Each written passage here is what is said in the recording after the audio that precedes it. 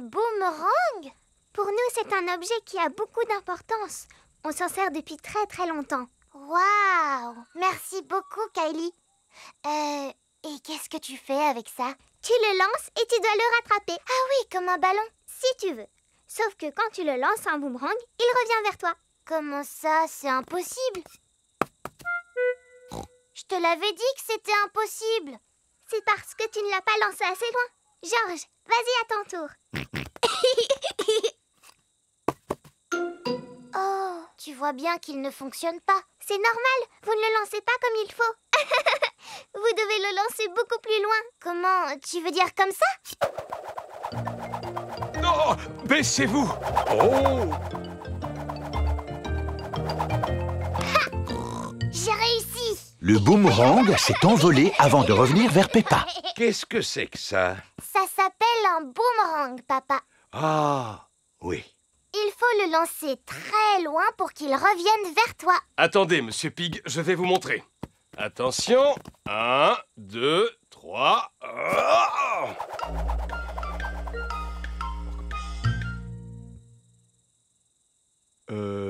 Et quand va-t-il revenir? Oh!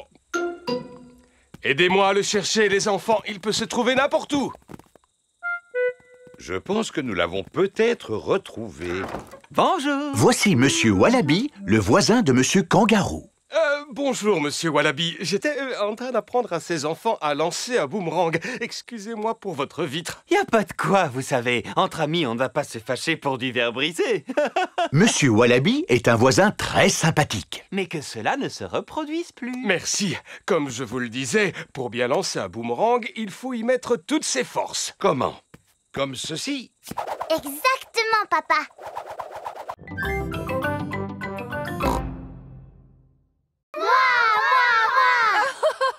Bon, d'accord. Ouais. Est-ce que vous êtes prêts? Oui, madame. Vous devez souffler. Souffler. Et souffler encore une fois. Souffler. Et la bulle va se former. Regardez toutes ces bulles. Les jolies bulles qui s'envolent dans le ciel. Oh. Vous avez vu celle-là, comme elle est grosse? Ce n'est pas une bulle, Pedro. C'est la pleine lune. Ah. Et vous savez ce qu'il faut faire quand on voit la pleine lune? Il faut hurler. Aouh! Pourquoi tu fais ça, Wendy? Je fais juste ce que font les loups. Ils hurlent sous la pleine lune. Wendy, tu peux nous montrer comment tu fais? D'accord. D'abord, il faut lever la tête vers la lune. Et ensuite, vous hurlez. Aouh! Aouh! Wendy Wolf a appris à tout le monde à hurler comme un loup.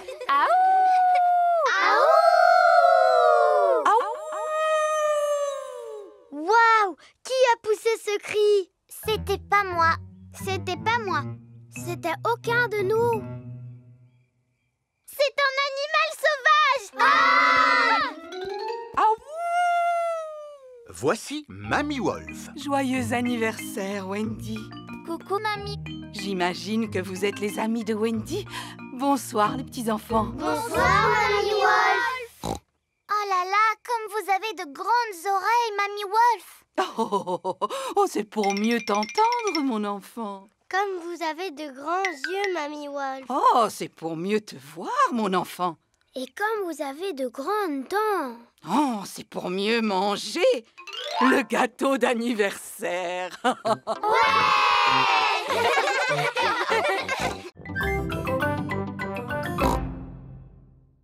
Mamie Pig, Papy Pig. Bonjour, mes petits chéris. S'il vous plaît, les enfants, soyez sages. Et toi, Georges, ne va pas salir ton nouveau bonnet, d'accord? Nous te promettons que le nouveau bonnet de Georges restera propre. Merci beaucoup, Papy Pig. À tout à l'heure. Au revoir.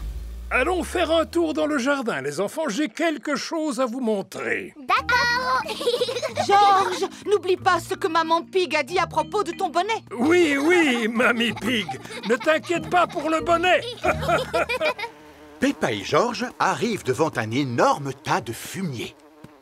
Burk, qu'est-ce que c'est, papy? On appelle ça du fumier. C'est un produit miracle. J'en mets sur mes fruits et mes légumes pour les nourrir et pour les faire pousser plus vite. Il ne sent vraiment pas bon, ton fumier. C'est ce qu'il y a de plus sale et qui sent le plus mauvais dans mon jardin. Il vaudrait mieux que vous vous reculiez un peu tous les deux. Et voilà. Et maintenant, nous allons en mettre sur mes légumes. Voici le carré où Papy Pig a planté des choux. Bonjour, mes petits choux. Que diriez-vous d'un petit peu de fumier? Le vent commence à se lever. Fais attention à ton bonnet, Georges. Mince alors! Le vent a emporté le bonnet de Georges. Georges, rattrape-le.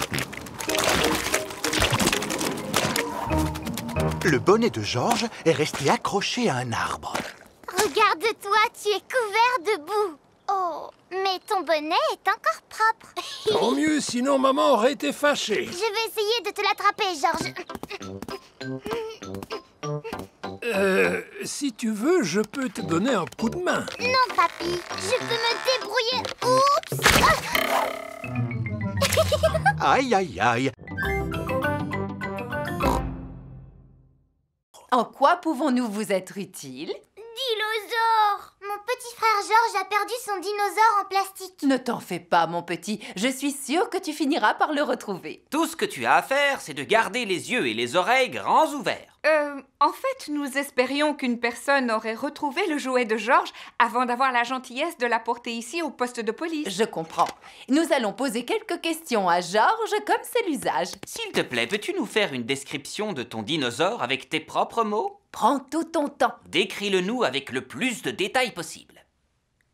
Dinosaure! Dinosaure! Excellente description! Nous devons avoir des dinosaures perdus dans la pièce d'à côté. Suivez-moi. Waouh! C'est incroyable tous les objets que vous avez. Vous ne pouvez pas imaginer toutes les choses que les gens peuvent perdre. Des parapluies, Des sacs à main, des trésors de pirates. Waouh! Eh oui, les pirates oublient toujours à quel endroit ils ont enterré leurs trésors. les gens déterrent le trésor et quand ils ne trouvent pas le pirate qui en est propriétaire, Ils apportent leurs trésors au poste de police. le plus surprenant, c'est qu'il n'y a encore jamais eu un seul pirate qui soit venu nous voir pour réclamer son trésor. Cette bétonnière a été trouvée dans un train. C'est sûrement un voyageur qui l'a oubliée. Oh! Et cette banane a été trouvée dans un magasin de chaussures. Comment est-elle arrivée là? Nous ne le saurons jamais. Excuse-moi, mon petit bonhomme, j'ai oublié ce que tu avais perdu. Dinosaure! Oh oui! Et voilà une boîte remplie de dinosaures en plastique. Ce ne serait pas un stégosaure par hasard? Non, Alors c'est peut-être ce Triceratops? non, Et ce brontosaure bleu? non. Malheureusement, ce sont les seuls dinosaures que nous ayons.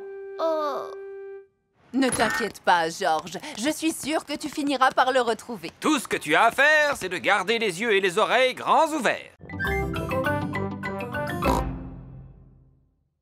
C'est vrai, on croirait marcher sur le chemin du petit chaperon rouge. Et je ne serais pas du tout étonné si on tombait nez à nez sur le grand méchant loup. Ça alors, quelle surprise! C'est Monsieur Wolf. Bonjour, Monsieur Wolf. Comment allez-vous? Je vais très bien, je vous remercie, à part que je commence à avoir faim et je me demandais justement où j'allais bien pouvoir déjeuner. Nous, on va aller manger chez mon papy et ma mamie. Ah bon, c'est vrai? Oui, oui. Et c'est loin d'ici? Non, pas vraiment. Grâce à ce raccourci, nous y serons bientôt. Tant mieux pour vous. Alors, je n'ai plus qu'à vous dire au revoir. Au revoir. Au revoir. C'est exactement comme dans l'histoire du petit chaperon rouge. J'ai rencontré Monsieur Wolf au milieu de la forêt en allant rendre visite à ma grand-mère. Oh, oh, oh.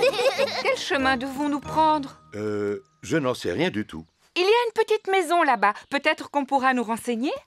Bonjour. Est-ce qu'il y a quelqu'un? Je me demande qui peut bien habiter ici en plein cœur de la forêt. Regardez, il y a 3 chaises. Et il y a aussi 3 bols de bouillie. Bonjour Peppa.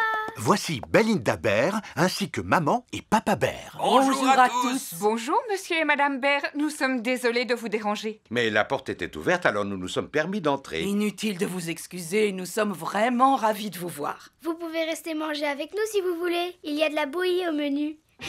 Elle n'est pas trop chaude, ni trop froide. Elle est juste comme il faut. C'est gentil, Belinda, mais nous sommes déjà invités à manger chez Mamie et Papy Pig. Pouvez-vous nous indiquer le chemin, s'il vous plaît? Suivez ce chemin et vous arriverez directement chez eux. Merci beaucoup. Au revoir. Au revoir. Waouh!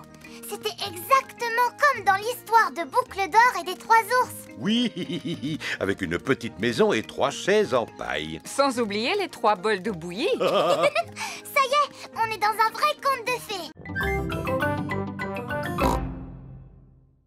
Vous pouvez me poser toutes les questions que vous voulez sur les fruits et légumes. Je vous écoute. Il mesure combien l'immeuble le plus haut sur lequel vous avez grimpé? Comment? Tu veux savoir pourquoi j'aime autant les carottes? Eh bien, je vais te répondre. Parce que la carotte est un légume délicieux. Est-ce que vous êtes capable d'aller plus vite qu'un train?